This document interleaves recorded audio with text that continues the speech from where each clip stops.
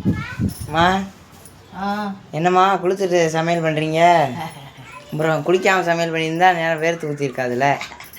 நம்ம முன்னோர்கள்லாம் சொல்லுவாங்க, முன்னோர்கள் என்ன பெரியவங்க சொல்லுவாங்க, அடுப்படியே தெய்வமாக நினைக்கணும்ட்டு.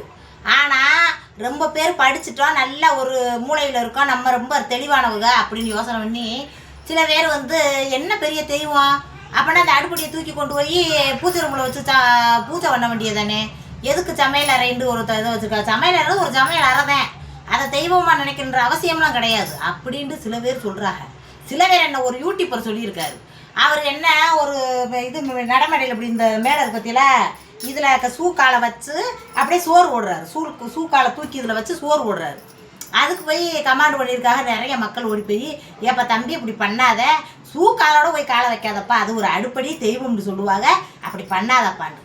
அதுக்கு மறு வீடியோவில் நீங்கள் என்ன சொல்கிறது நான் என்ன கேட்குறது அப்படின்ட்டு அது மேலே ஷூவை போட்டு ஏறி நின்று ஆடி இருக்காரு.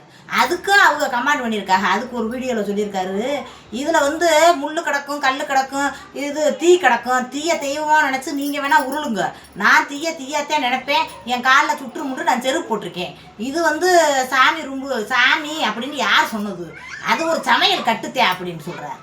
அதுக்கு பக்கத்தில் சோத்துல சோறு விறகு எரிஞ்சுக்கிட்டு சோறு கொதிச்சுக்கிட்டு இருக்கு, அதில் சூக்காலை வச்சுக்கிட்டு ஆடுறாரு.